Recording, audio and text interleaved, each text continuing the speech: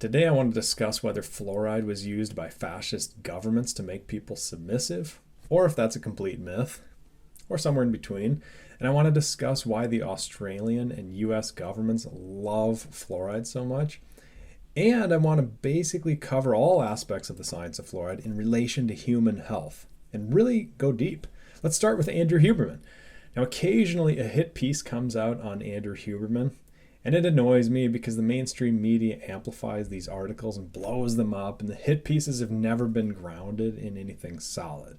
It's just speculative personal attacks ad hominem, which I hate. It's a distraction from the real topics of importance related to people's health. I'm not sure what the end game of these hit pieces is. If they're aiming for clickbait due to name recognition, certainly likely, or if they're trying to make a martyr of Andrew Huberman so more people feel strongly in favor of him, or if they're just trying to take him down a notch because he has become influential enough to single-handedly shift people away from pharmaceutical take drugs for everything models, which could be seen as a threat to the sick care system that we've propped up in place of healthcare.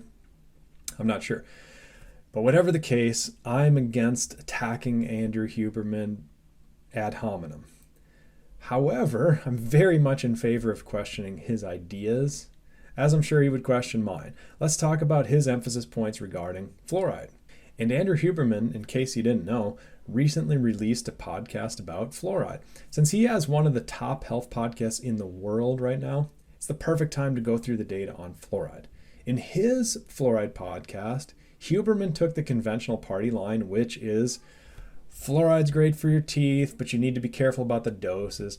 Oh, and it especially damages your thyroid if you get high doses. This is the type of message that gets promoted heavily by YouTube and Google algorithms. It stays well within the standard government guidelines, but it misses a ton of the science on brain disorders, the documented calcification of arteries from fluoride, which can damage numerous organs, including your heart, your kidneys, more. We'll talk about it all here. The birth defects, the cancer, the sex hormones decline. We'll go through the science. You could ignore all these things by saying, oh, those are things from overdosing fluoride, but they're really not. We'll talk about all this. But first, in my opinion, the biggest oversight in Huberman's fluoride podcast was he failed to mention that the US government is currently being sued for suppressing data about fluoride neurotoxicity.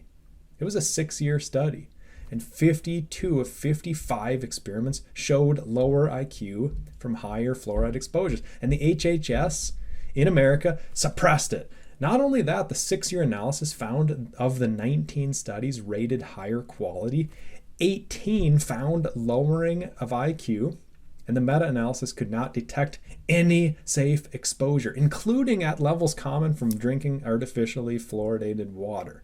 Seems like an important point on the current discussion about fluoride, right? It's not just fluoride might cause some thyroid problems if you get high doses. It's potentially neurotoxicity is occurring in children at current doses being used. And before we go further, it's worth mentioning that I did a couple YouTube videos on this topic back in 2016, but YouTube shadow banned them from the beginning. They literally have always been impossible to find, those videos, even if you search my exact name and those exact titles. I'll link them below in case you want to see what I said in 2016 when I looked at this topic, including problems with neurotoxicity, which was clear even in 2016. The developing human brain is much more susceptible to injury caused by toxicants than is the mature brain, and the damage incurred is likely to be of a permanent nature. We're talking about permanent brain damage from levels of fluoride that are put in our... And by the way, isn't that Andrew Huberman's specialty, neurology and neurotoxicity?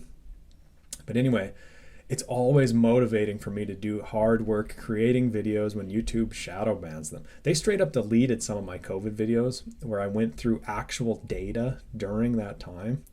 So I don't hold them in high regard on censorship because they really manipulated history on the COVID topic. But to their credit, they haven't been censoring me recently, so I'm happy to create more stuff if you all are liking it. So anyway, let's jump in here by talking about levels of fluoride and prevalence of fluoride in drinking water. So currently about 70% of the US population has fluoride in their drinking water, according to the CDC. And the CDC says their objective by 2030 is 77%. So they want to jack it up, even with all the problematic IQ evidence. Furthermore, they brag about water fluoridation as being one of the top 10 greatest public health achievements of the 21st century, or the 20th century, along with birth control. And they have a training course called Fluoridation Learning Online, where they push the benefits of fluoride to, quote, maintain community water fluoridation. That's America. And I haven't taken the course, nor would I ever waste my time volunteering to take it, but how likely is it that they teach about the government lawsuit where the HHS is hiding data about fluoride neurotoxicity and 0 drinking water doses are safe? 52 of 55 studies show neurotoxicity, so I'm sure they covered that, but just in case they missed those 52 studies, keep watching. But moving away from America for a minute, if we look at Australia, their water fluoridation is even higher than America at 89%. How about Europe? Europe is where things get interesting. In Austria, the head of the water department has said toxic fluorides have never been added to the public water supply. And I like that term toxic fluorides because later we'll talk about the different types of fluorides. They're not all the same. In Belgium, their municipal water director has said something similar to Austria's. In fact, Denmark, Finland, many other countries say the same thing. We forbid the compulsory, forced medicating of the population. The Netherlands director similarly said drinking water should not be used as a vehicle for pharmaceuticals because that can become a slippery slope, similar to how they sneak egg white proteins into vaccines and then they tell everybody vaccines are amazing while they're injecting unsuspecting people with extra stuff and wondering why 90% of people are suddenly developing egg white antibodies. It never ends with shenanigans if you open the door even a crack with these things. And I've done a video specifically on that topic. Just check my Patreon page because YouTube won't allow that video. Now, the thing about a lot of these European countries is they had firsthand experience with murderous fascist governments. And they're more sensitive to that type of overreach. Northern Ireland once had some fluoride, but they ceased use. Norway did some research back in 1980, and they realized it's clear they shouldn't be adding fluoride to their drinking water, so they stopped. Sweden and Czech Republic, similar stories. Spain and England both have some fluoridation, but it's only in certain cities. And if you want an updated list of this information, you can search water fluoridation by country on Wikipedia. But it's almost the same today as it was 20 years ago. The science really hasn't changed all that much. Now, before we talk about the doses of fluoride in drinking water, as well as toothpaste and the toxicity levels, let's look at the types of fluoride because this influences the toxicity. This is extremely important, always ignored in podcasts and videos that I've seen at least. So, in nature, fluoride is found in rocks. Fluoride forms a mineral complex with calcium, where fluoride displaces oxygen and hydrogen, hydroxyapatite, and it forms fluorapatite. It sounds like rocks are hungry, and fluorapatite is literally just a yellow-colored rock. This fluorapatite is also how fluoride is built into animal bones, especially in fish, because water is more mineral-rich than air, especially in the ocean compared to lakes, where the water is so rich with minerals, humans get dehydrated if you drink it, right? In fact, in a study of fluoride-rich food sources, ocean fish and shellfish had 227 micrograms of fluoride, while most other foods are well under 50. Fish have such high fluoride levels that some research studies even suggest consuming fish contributes to fluorosis, which is fluoride poisoning. Obviously, this is under the assumption that governments are already adding fluoride to the water, because you're not going to get fluorosis just by eating healthy seafood. And in this study, they acknowledge there may be benefits and detriments to having fluoride in water, which is a more balanced take than the CDC's position. But the sardine fish bones have 4.22 parts per million fluoride. And again, they aren't saying this outright, but they're measuring the type of fluoride that's found in rocks, the fluoride complex with calcium, fluorapatite. Now, iodine is an interesting parallel example here. People want to supplement iodine as potassium iodine, but in fish tissues, you find MIT and DIT, monoiodotyrosine, which is the amino acid tyrosine combined with iodine, And you find diiodotyrosine, which is tyrosine with 2 iodines. It's not just iodine hanging out by itself, blasting in your body when you drink it, wreaking havoc on your system. In fact, what's super interesting is there are at least 110 biogenic iodines that have been discovered, meaning there are over 100 different natural carbon compounds in various organisms that are linked to iodine with a covalent bond. I've done a video on magnesium, and we talked about something similar with the different types of magnesium and how your body responds. It responds differently to different types. So if there's a toxicity study on magnesium, you would need to be very specific in distinguishing exactly what type of magnesium you're using, rather than just assuming your body responds to the same to all the different types. Because some types trigger diarrhea, while the exact same doses of magnesium in other forms, totally calming and stools are totally normal.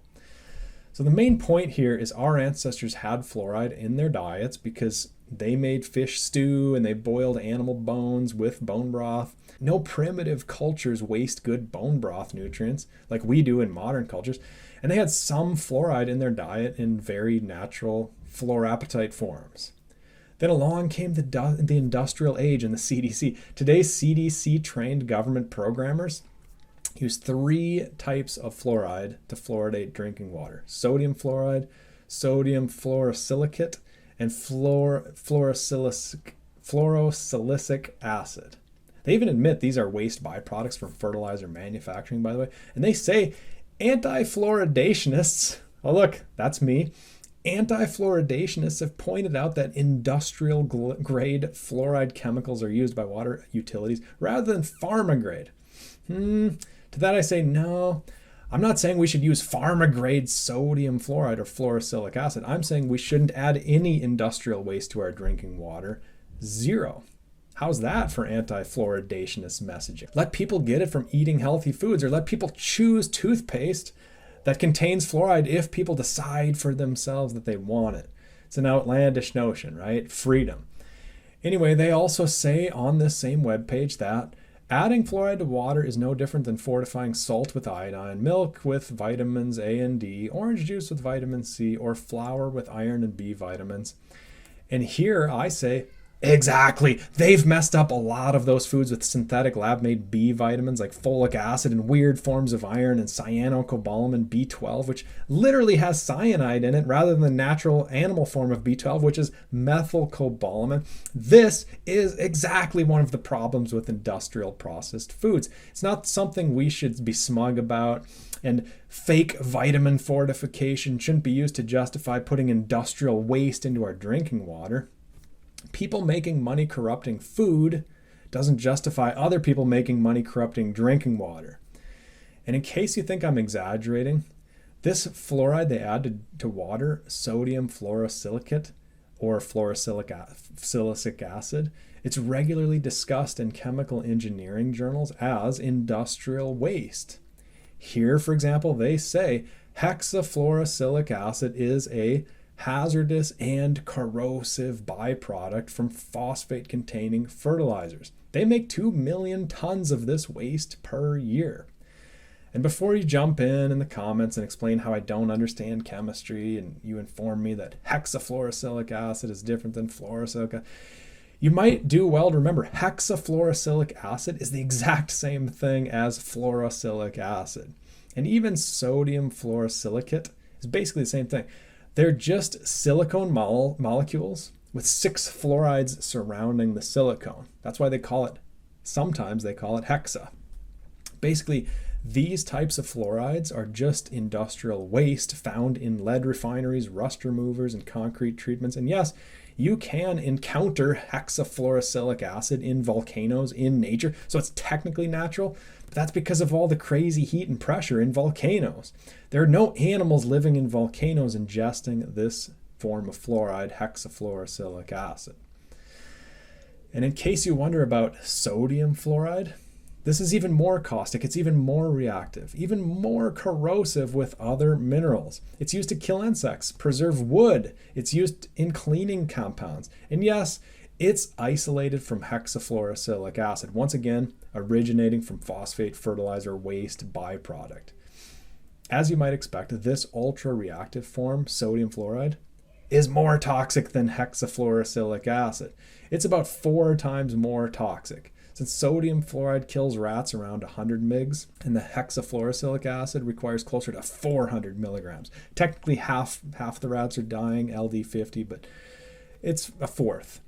And it's worth mentioning that the fluoride found in bone broth, fluorapatite, doesn't even have an LD50 toxic level because nobody is eating rocks. And if you did decide to sit down and eat some rocks, or at least more likely ate some bones, your body's not going to absorb too much fluorapatite. Our bodies have adapted to regulate natural things like that in our intestines. That's the difference between something natural that our ancestors ate for thousands of years compared to new man-made modern industrial waste products. All right, so now that you understand the types of fluoride and how some types blast in your bloodstream and how other types are slowly taken up by your body in a regulated way, let's talk about the actual levels that are harmful to human health. And I'm not talking about rat studies or extreme fluoride levels that cause death. I'm interested in human studies and exact doses that are relevant to use day to day. So let's keep this brief because almost every government organization agrees excess ingestion of fluoride is anything over 1.5 milligrams per liter, which is 1.5 parts per million, ppm. People use these units interchangeably. And I want to point out that this fluorosis research study mentions drinking water is the largest contributor to daily fluoride intake, but it's also in veggies, fruits, tea, and fish bones, like we talked about earlier. When looking at Europe's upper safety limit, one thing I like is they call it a scientific opinion. Attacks on me, quite frankly, are attacks on science. So if you are trying to, get at me as a public health official and a scientist, you're really attacking not only Dr. Anthony Fauci, you're attacking science. And they also specify a lot of nuance regarding fluoride toxicity when it comes to kids, younger children, infants, and adults, rather than just lumping everyone together. Because we all know that smaller bodies are impacted more quickly by drugs, alcohol, or industrial waste toxins. But let's just do the American thing, lumping everybody together. Let's say 1.5 ppm is the toxicity limit, even though the recent IQ studies don't agree with this. According to another European scientific committee, regular fluoridated toothpaste contains fluoride, usually up to about 1,500 parts per million. And I've seen this from other sources too, even back in 2016 when I made those early fluoride videos when I had hair. 1,500 parts per million in toothpaste. And kids always swallow way more toothpaste than adults. So this is a legitimate concern in my opinion, because kids aren't just getting fluoride from toothpaste, they're getting it from water too. So what are the levels added to drinking water?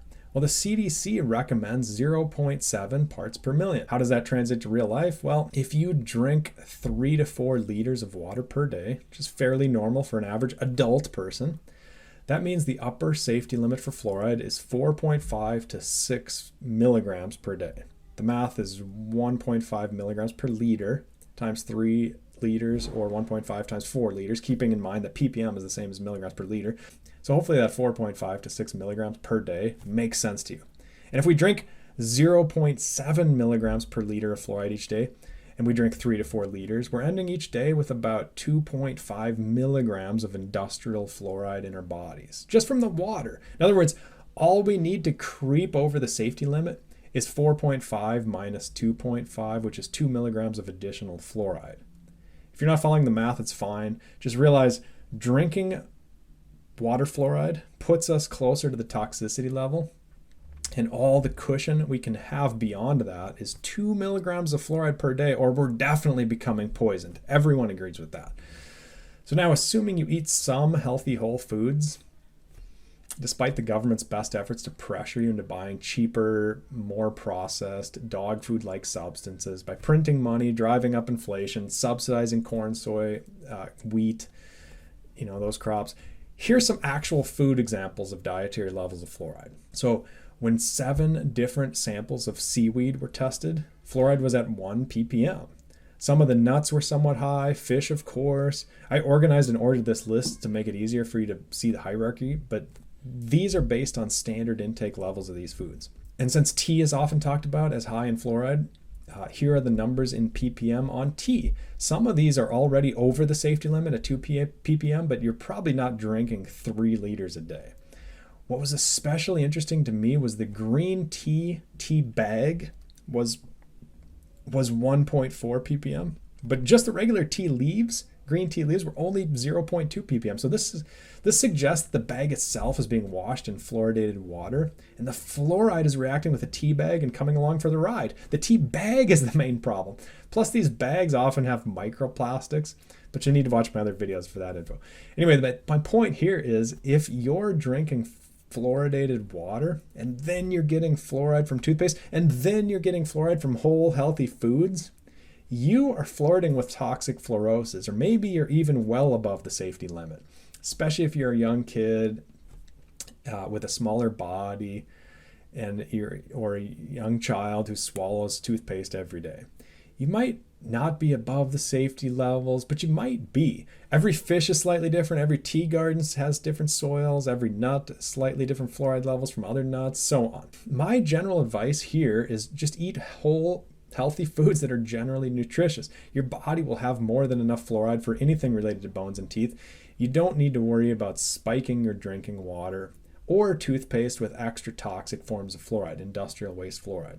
For the past 7 years, I personally have been filtering all the fluoride out of my water using reverse osmosis.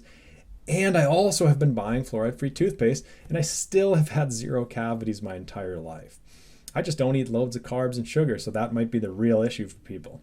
Because I know plenty of fluoride water drinkers that have a mouthful of cavities, but they eat 3 or more high-carb meals per day because dietitians and government guidelines recommend those addictive whole grain heavy diets.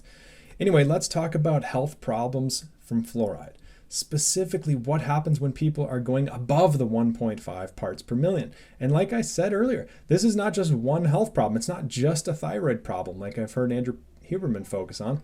It's a surprisingly long list. Going back to the study I presented in my 2016 YouTube video, the fluorosis review from 2013, here's what we find from fluorosis. Now keep in mind, some cases are extreme, some cases are minor, depending on how high above the safety limit you get with fluoride and how long you're exposed above the safety limit. Remember, your bones build up fluoride. So fluorosis, fluoride toxicity, can happen slowly, and the toxicity can stay with you for a long time and leach into your blood like lead poisoning, or it can happen quick. Remember, also, none of these things are from eating too many whole foods that your ancestors ate. Okay. Locomotor impairment. This means people have decreased hand-eye coordination. They're literally less athletic.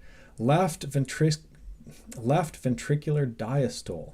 Probably like many of you, I had to look that one up and go to the original research paper, but it said not only does fluorosis cause left ventricular heart chamber problems, it causes global heart dysfunctions, which I'll circle back to in a minute. We see thyroid hormone derangement, strong wording, which is what Andrew Huberman and others usually talk about, which happens because fluoride tricks your body. When it's trying to store iodine for the thyroid hormones, it accidentally stores up fluoride because the molecules are almost identical, but they're just different enough to cause derangement, which leads to chronically low energy. Next, GI discomfort, meaning gut issues, visual disturbance, meaning vision problems, muscle weakness, which may be related to reproductive hormone reductions, which comes up further down the page. Respiratory problems, symptoms. Again, this is probably a calcification of blood vessels, which is why the heart's not working the way it should, and why you see renal impairment. In other words, kidney damage and destruction of blood vessels, lining of the stomach and intestine, those GI issues they alerted to earlier. And calcification of blood vessels. Again, something I already jumped ahead and mentioned. Unfortunately, the list isn't done. Fluorosis accelerates aging, it reduces reproductive hormones in men, it increases miscarriages in women, birth abnormalities, IQ problems. Remember, 52 of 55 more recent HHS studies, and a list of cancers. They go on to specifically mention the intelligence of children who grew up in fluorosis endemic areas, and even the adults, has been found to be impaired, resulting in a defect in their cognition and memory. And this is probably leading to Alzheimer's because that disease is more common in areas with high fluoride. As you can see, major problems. That's just 2013. When I look at this now, I'm seeing 2 major themes. Calcification of blood vessels and arteries, first of all, and the disruption of hormones, thyroid and sex hormones. Those are the big two. If you disrupt thyroid and sex hormones, all the muscle weakness, the hand-eye coordination, the fatigue, the accelerated aging, it all suddenly makes sense. It's not binary. There'll be levels to how badly you ruin your hormones, but it's happening with industrial fluoride fluorosis. And two, if you get stiff calcified arteries, now you're not getting proper blood flow into various organs, including the brain and kidney and lungs. So this explains respiratory problems, Alzheimer's, IQ problems, even gut issues, because we have a vast network of microcapillaries surrounding our intestinal linings.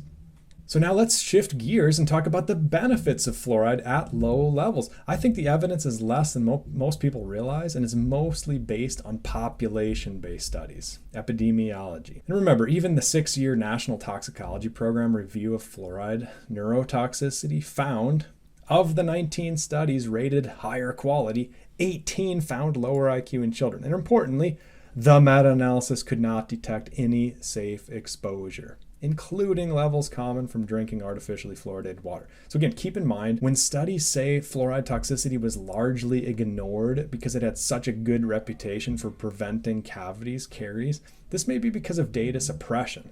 It happened during COVID, it was happening before COVID, it still happens today. Not much is new in the realm of politics and government science. So let's look at the biochemistry. The landmark study showing fluoride protects teeth was done in 1983 with cow teeth sitting in acid with different concentrations of fluoride from 0 to 10 parts per million. I went through this study in 2016 in that video, but it's irrelevant because, first of all, the same dental journal that published the 1983 study, Carey's Research, changed their tune by 2015, saying the future of fluoride alone in erosion prevention looks grim. And they suggest maybe combining fluoride with some other metals to see if they have better prospects. But why were they saying that? Because another study came out that same year, 2015, that repeated the 1983 cow teeth study. But this time they used additional parameters like toothbrushing and higher fluoride doses. And this time they used newer technology for scanning the teeth. They used a white light interferometer, and they found sodium fluoride toothpastes gave, quote, no significant protective effects against dental erosion. And also they said daily application of both high and low fluoride concentrations, sodium fluoride, that's the toxic form from fertilizer waste, it provided no protection. So that's how the research goes with fluoride tooth enamel erosion studies. It's a bit of a mess, but it might slightly harden your teeth, it might not. It depends on the study you decide to feature. But if you want really messy research, dig into the epidemiology. Population-based dental record type studies, epidemiology studies, are always annoying to weed through because of all the bias and shenanigans. It always occurs when you have population-based studies for anything that generates profit from useless waste products. For example, if you only read this 2023 systematic review of water fluoridation from Australia, keeping in mind that they are the country with the highest rates of water fluoridation, you'd think fluoride is nothing short of amazing. It's a miracle water treatment and reduces prevalence of cavities by 26 to 44%, which is astonishingly high, very hard to prove, by the way. And they're so confident that fluoride is, quote, safe and effective, they use this phrase 3 times throughout the paper, which is a common vaccine marketing buzzword. The thing about this systematic review is they just generalize a lot. They don't go through the data. There's no long tables of actual numbers, anything like that to analyze. You're reading their interpretation of other studies. Now, this other systematic review, looking at towns that had fluoride in their water and then they stopped, they go through actual data and they find 5 studies that show increased cavities when they stop water fluoridation and 3 studies that did not show increased cavities when they stop water fluoridation. Almost a 50-50 split for benefits. Certainly not a massive 44% reduction in cavities like the Australian paper was so confidently asserting. It's attacks on me are attacks on science. In fact, I went through the actual data from this superior systematic review article, the one that showed almost a 50-50 split for any benefits of water fluoridation, the one that had actual data listed. And even in cities with water fluoridation that had less cavities, the differences were tiny, like 1 or 2%, things like that.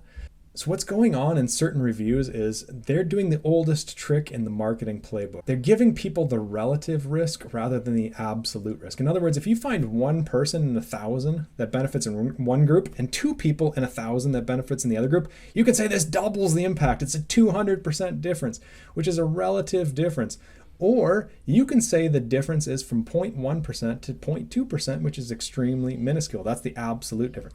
What's even more revealing is that if we have 1 in a million versus 2 in a million, now we still have a 200% difference in relative risk, but it's literally 0.0001% versus 0.0002%.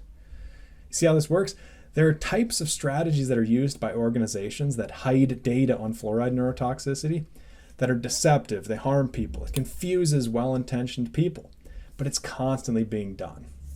But let's look at one more critical review of water fluoridation, which is written more to my liking. It's fair and balanced, but it's not afraid to say adding fluoride to water is based on flawed research and some sketchy motives. So let's look at some of the highlights here.